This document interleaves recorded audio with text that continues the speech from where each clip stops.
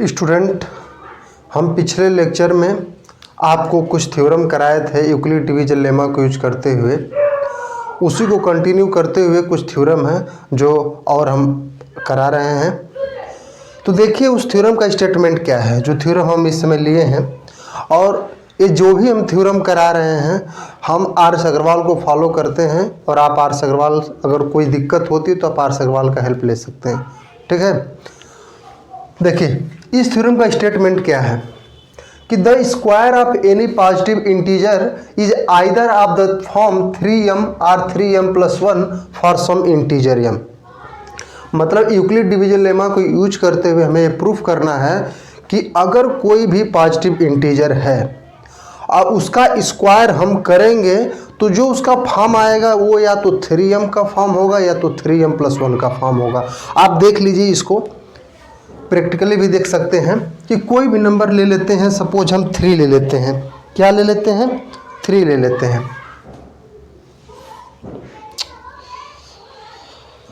क्या लेते हैं? 3 ले लेते हैं। 3 का स्क्वायर करेंगे आप तो क्या आएगा? 9 आएगा। तो इसको क्या है? 3 × 3 मतलब 3m का फॉर्म हो गया। आप 5 ले लो, 5 का स्क्वायर 25 आएगा। अब इसको आप 3 से डिवाइड करोगे, इसको क्या आप लिख सकते हो? 3 × 8+1 मतलब 3m+1 का फॉर्म आ गया। कोई नंबर आप ले लो, आप 11 ले लो, 11 का स्क्वायर होता है 121। इसको आप लिखोगे तो क्या लिखोगे? 3 × 40+1 मतलब ये भी 3m+1 का फॉर्म आया।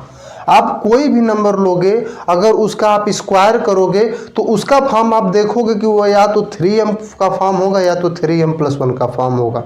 ठीक है, तो आइए इसको हम प्रूफ करते हैं। देखिए अब हमें कह रहा है कोई भी पॉजिटिव इंटीजर, तो हम कोई भी पॉजिटिव इंटीजर लेके चलेंगे, मान के चलेंगे। तो हम जैसे पिछले थ्योरम में प्रूफ करते थे उसी को आगे तक प्रोसीड आगे हमको करना है। ठीक है, let n be an arbitrary positive integer. कोई भी एक आर्बिट्रेरी पॉजिटिव इंटीजर हम n मान लेंगे। ठीक है, अब उसको 3 से डिवाइड करेंगे, क्योंकि आप देख रहे हैं कि 3m का फॉर्म आ रहा है, 3m+1 का फॉर्म आ रहा है। तो आप किससे डिवाइड करेंगे? उसको 3 से डिवाइड करेंगे। जब आप उसको 3 से डिवाइड करेंगे तो मान लेते हैं कोसेंट q आएगा और रिमाइंडर r आएगा। एक बात आप लोग के दिमाग में आ सकता है कि बार बार सर आप m कोसेंट ले रहे थे, r रिमाइंडर ले रहे थे। यहाँ पर भी तो यही प्रूफ करना है 3m+1, लेकिन जब अभी लगाएंगे आपको तो समझ में आ जाएगा कि मैंने ऐसा क्यों किया। ठीक है, अभी हम q कोसेंट लेके चलते हैं। ठीक है, तो जब q कोसेंट लेके चल रहे हैं और r रिमाइंडर लेके, तो अब यूक्लिड डिवीजन लेमा 2 नंबर है, डिवाइडेंड और डिवीजर, कोसेंट रिमाइंडर सब हमारे पास है। अब यूक्लिड डिवीजन इस पे लगा सकते हैं, Euclid division lemma. Euclid division lemma की मदद से हम लिख सकते हैं कि dividend equal to divisor into quotient plus remainder. Dividend क्या है? n है, डिवीजर क्या है? 3 है, कोसेंट q है, रिमाइंडर r है।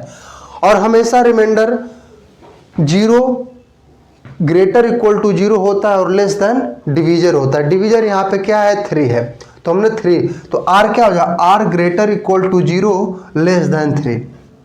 अब देखिए क्या कहा है कि जो नंबर है उसका स्क्वायर। तो अब नंबर हम मान के n चले हैं तो उसका स्क्वायर करेंगे। तो अब इसका स्क्वायर करेंगे, n का स्क्वायर, तो इसका भी स्क्वायर होगा। भाई एक बात देखो, हम कह रहे हैं कि 5 के बराबर है, तो बात एक ही तो बराबर है। अब 5 का स्क्वायर करेंगे तो अब ये नहीं ना बराबर होगा, अब इसको भी स्क्वायर करेंगे तभी ना बराबर होगा। तो इसीलिए अब हम n का स्क्वायर कर रहे हैं, क्योंकि हमें उस नंबर का स्क्वायर की बात करना है। तो हमने n स्क्वायर किया तो कर रहे हैं, तो अभी बराबर हम इक्वल लगा रहे हैं साइन। तो कब इक्वल होगा? जब इसको भी आप स्क्वायर करोगे। तो n = 3q + r है, तो दोनों तरफ स्क्वायर करोगे तो n स्क्वायर = 3q + r का होल स्क्वायर। ठीक है, a + b का होल स्क्वायर आप लोग जानते हैं, छोटे बच्चे तो हैं नहीं। 3 मतलब 9q² + r² + 2 × 3q × r मतलब 9q² plus r² plus 6qr, ये ठीक है। अब देखिए, अब रिमाइंडर तो क्या है, 0 और 0 ग्रेटर इक्वल टू 0 और लेस देन 3 है। तो अब r की वैल्यू क्या क्या हो सकती हैं, या तो जब r greater equal to 0 less than 3 है, या तो 0 होगा, या तो 1 होगा, या तो 2 होगा, और 3 तो होने से रहा, 3 तो होगा नहीं। तो अब r इक्वल टू 0 होगा तो क्या होगा, देख लीजिए। जब r इक्वल टू 0 होगा तो इस n² क्या हो जाएगा, n² 9q², r 0 रखेंगे तो ये टर्म 0 हो जाएगा, और r यहाँ पर 0 रखेंगे तो ये भी टर्म 0 हो जाएगा। तो n² इक्वल टू 9q² हो जाएगा, ठीक है। अब 9q² को आप क्या लिख सकते हैं, ये 9q² इसमें 3 मल्टीपल है, ये देख लीजिए, इसका 3 मल्टीपल है, 3 इसका फैक्टर है, तो 3 आप निकालेंगे 3 × 3q² लिख सकते हैं इसको। फिर अब देखो 3q² एक इंटीजर है, q कोई एक इंटीजर होता है, उसका स्क्वायर करेंगे वो भी एक इंटीजर होगा। अब उसकी स्क्वायर में 3 का मल्टीप्लाई कर देंगे फिर भी वो एक इंटीजर ही होगा। अब उस इंटीजर को हम क्या मान लेते हैं, m मान लेते हैं। तो अब इसको जब m मानेंगे तो 3m हो जाएगा, जबकि m क्या है, 3q² है जो कि एक इंटीजर है। अब देखिए, अब जब r इक्वल टू 0 हमने लिया तो जो n² आया वो किस फॉर्म का आया, 3m का फॉर्म आया। अगर हम m यहाँ पर ले लेते तो यहाँ पर कोई दूसरा हमें टर्म, दूसरा आप कह सकते हैं कि ABCD कोई यूज करना पड़ता हमें, लेकिन हमें तो m के फॉर्म में प्रूफ करना है, तो इसलिए हमने m को नहीं लिया था कोसेंट के रूप में। बात समझ में आ गई होगी आप लोग को। अब देखिए, अगर रिमाइंडर 1 लेते हैं, अगर r1 लेते हैं तो क्या हो जाएगा, n² equal to 9q² plus r क्या 1 का स्क्वायर 1 हो जाएगा। फिर r आप 1 लिए हो तो 6 × q × 1 6q, तो क्या हो जाएगा n² equal to 9q² plus 1 plus 6q। आप देख सकते हैं कि 9q² और 6q में 3 क्या है, कॉमन है। तो इसमें से 3 जब आप कॉमन लोगे तो क्या बचेगा, 3q² बचेगा, और 6q में से जब 3 कॉमन लोगे तो 3 × 2q मतलब 2q बचेगा, ठीक है। और फिर प्लस 1 आप रहने दो। अभी हम बताएं कि 3q² भी एक इंटीजर है, 2q भी एक इंटीजर होगा। दोनों का सम, जब 2 इंटीजर हैं तो दोनों का सम करेंगे वो भी एक इंटीजर होगा। तो जब ये दोनों इंटीजर हो गए तो अब ये पूरा टोटल क्या है, एक इंटीजर, तो इसको हम लिख सकते हैं। तो अब ये फॉर्म किसका हो गया, 3m + 1 फॉर्म का हो गया, जहाँ पे m क्या है 3q² प्लस 2q है, जो कि वो भी एक इंटीजर ही है। हम बार बार ये हर थ्योरम में बता रहे हैं कि m क्या है, एक इंटीजर है। तो जब हम प्रूफ भी कर रहे हैं तो जब इंटीजर रह रहा है तभी उसको हम m मान रहे हैं, इस बात का आप लोग ध्यान दीजिएगा। अब देखिए, अगर अब लास्ट केस, अगर r क्या हो 2 हो तो क्या होगा, जब r 2 हो जाएगा तो n² 9q², 2 का स्क्वायर 4 हो जाएगा, 6 × q × 2 क्या हो जाएगा, n² equal to 9q² plus 4 plus 12q, ठीक है। अब देखिए वही चीज़ यहाँ पर लिखा गया है, n² equal to 9q² plus 4 plus 12q। अब हमें हमेशा हम 3 कॉमन ले रहे हैं क्योंकि 3 × समथिंग के फॉर्म में ही हमें लाना है। तो आप इसमें 3 कॉमन लेना चाहेंगे, लेकिन जब कॉमन लेंगे तो इसमें कॉमन मिलेगा नहीं, तो आप 4 को क्या लिख सकते हो, 3 + 1 लिख सकते हो। अब जब इसको 9q² प्लस 3 + 1 लिखोगे तो यहाँ पे 9q², 3 यहाँ ले लो प्लस 12q और 1 को अलग लिख दो। अब इन तीनों टर्म में आप 3 कॉमन ले सकते हैं। जब 3 कॉमन लोगे आप तो 3q² प्लस 1 प्लस 4 12q, 3 4 जा 12, 4q बचेगा, ठीक है। अब 3q² भी एक इंटीजर है, 4q भी इंटीजर, 1 भी इंटीजर है, तो इन जब तीनों इंटीजर हैं तो इन तीनों का सम भी एक इंटीजर होगा, तब इसको यह मान सकते हैं भैया। तो देख लो अभी किस फॉर्म का हो गया, 3m + 1 फॉर्म का हो गया। तो जब कोई भी एक हम आर्बिट्रेरी नंबर लिए थे उसका स्क्वायर किए, जब उसका स्क्वायर किए तो उसका 3 केस बना, और वो तीनों केस क्या हुआ, वो उसमें से एक तो 3m फॉर्म का आया और उसमें दो जो हुए वो 3m+1 फॉर्म के आया। तो इसका मतलब यही प्रूफ हम कर चुके अब कि कोई नंबर अगर लेंगे, पॉजिटिव इंटीजर कोई भी लेंगे, अगर उसका स्क्वायर करेंगे तो उसका फॉर्म क्या होगा, 3m फॉर्म का होगा या तो 3m+1 फॉर्म का होगा। यही n स्क्वायर था ना, n वो नंबर लिए थे और उसका स्क्वायर किए थे और उसी का फॉर्म आप देख सकते हैं कि केवल जब भी हम कर रहे हैं या तो 3m का फॉर्म आ रहा है या तो एक मिनट, या तो 3m का फॉर्म आ रहा है या तो 3m+1 का फॉर्म आ रहा है, यहाँ पर भी 3m+1 का फॉर्म आ रहा है। ठीक है, तो इस तरीके से यह थ्योरम आपका प्रूफ होता है। ठीक है, अब अगला थ्योरम आपको कराते हैं। देखिए, तो देखिए ये थ्योरम जो है, इस थ्योरम का स्टेटमेंट क्या कहता है। ठीक है, देखिए इस थ्योरम का स्टेटमेंट कहता है कि the cube of any positive integer is either of the form 9m और 9m+1 और 9m+8। मतलब यह है कि अगर कोई नंबर है, कोई भी पॉजिटिव इंटीजर है, उसका अगर आप क्यूब करते हैं तो या तो 9m का फॉर्म होगा या तो 9m+1 का फॉर्म होगा या तो 9m+8 का फॉर्म होगा। इसके अलावा उसका कोई और अलग फॉर्म नहीं हो सकता है। ठीक है, तो देखिए इस बात को हम आपको दिखा भी दे रहे हैं। जैसे छोटा नंबर लेते हैं, 5 लेते हैं, 5 का क्यूब कर लो आप, 5 25 25 125। ठीक है, अब किसके फॉर्म में लिखना है, 9 का ही फॉर्म, तो मतलब 9 से इसको डिवाइड करेंगे तो क्या लिख सकते हो, 9 × 1 क्या लिख सकते हो, 125। 9 से डिवाइड कर दो, 9 × 1 = 9, 3 35, 9 दूना के 18, 9 3 27, 8। ठीक है, इसको क्या लिख सकते, 9 × 13 + 8,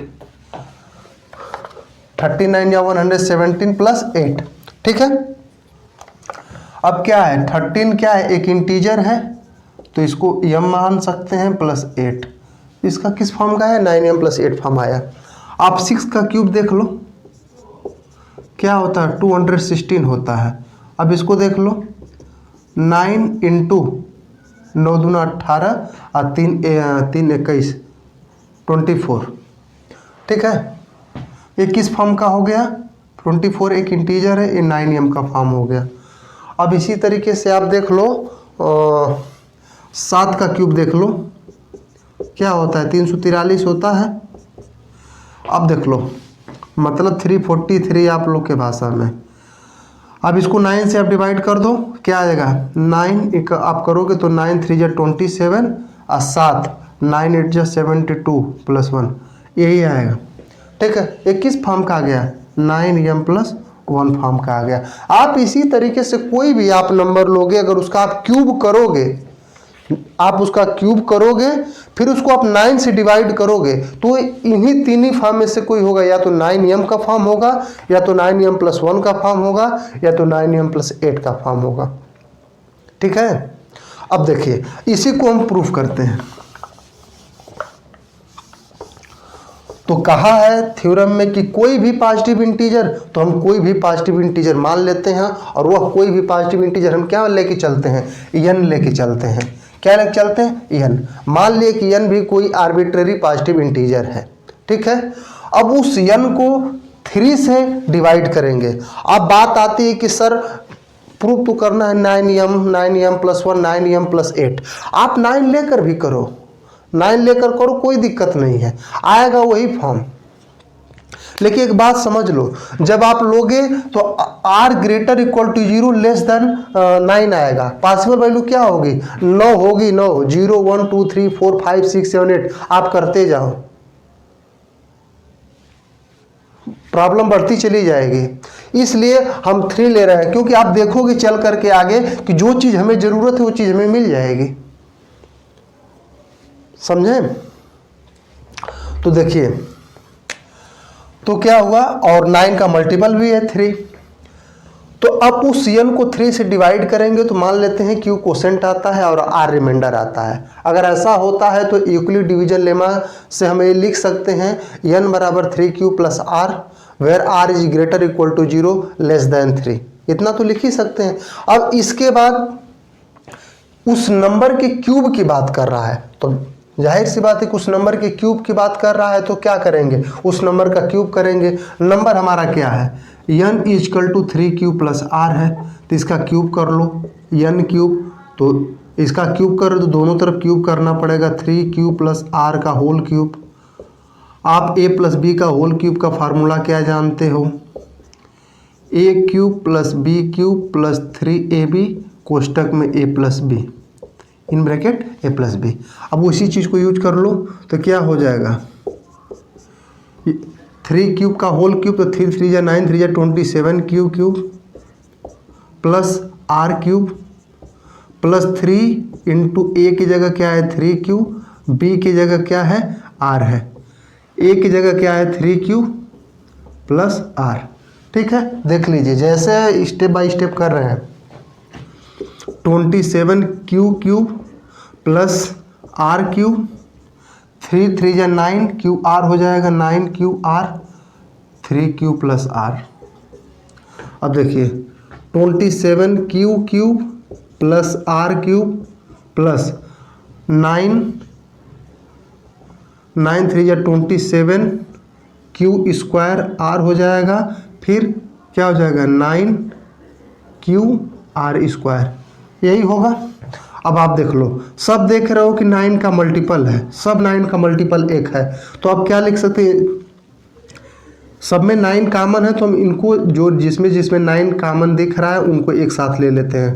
27 Q cube plus 27 Q square R plus 9 Q R square plus R cube.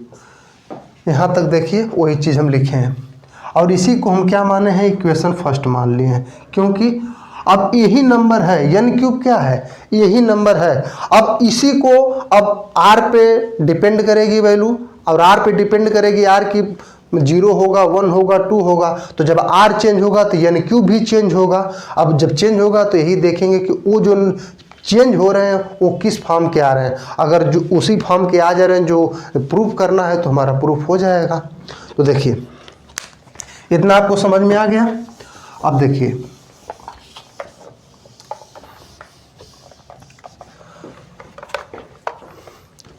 अब अगर r 0 होता है, अगर r 0 लोगे तो यहाँ पर r 0 होगा, मल्टीप्लाई करोगे पूरा 0 हो जाएगा, ये भी 0 हो जाएगा और ये तो 0 हो ही जाएगा, 0 का क्यूब 0 होगा। ठीक है, अब देखो तो क्या होगा, n cube equal to 27 Q cube आ जाएगा।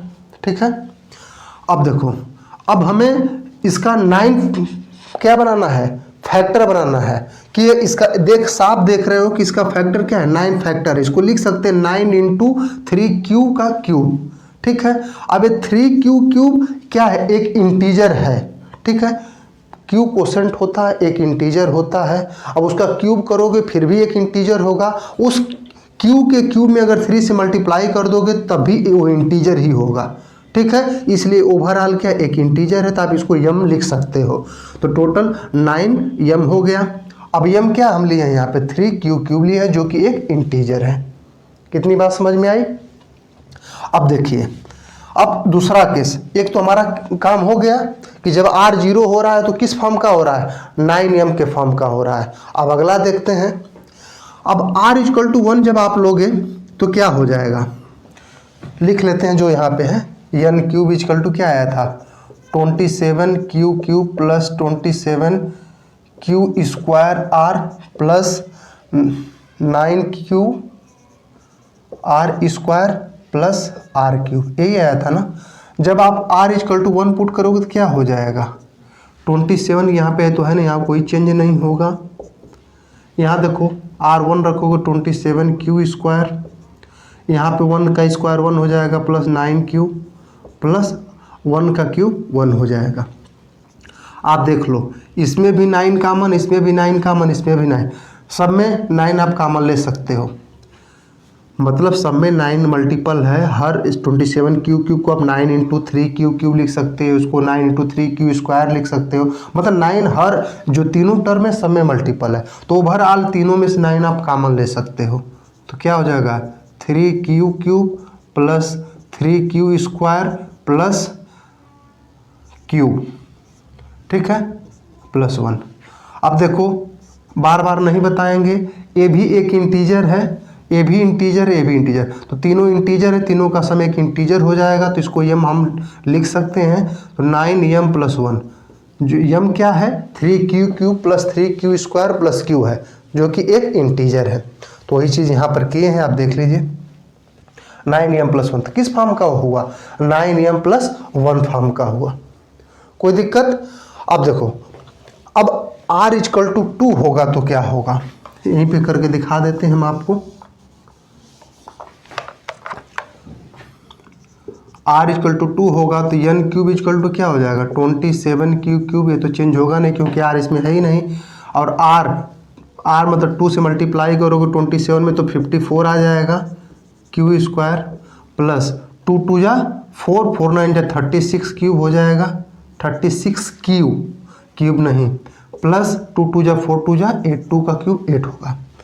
आप फिर देख रहे हो कि इसमें क्या होगा, तीनों में 9 कॉमन है, तो 9 कॉमन लोगे तो 9 3q³ हो जाएगा, प्लस 9 6 जा 54, 6q² प्लस 9 4 जा 36, 4q प्लस 8, और 8 इंटीजर है, आप समझ रहे हैं, 9m प्लस 8 किस फॉर्म का आखिर हुआ 9m प्लस 8।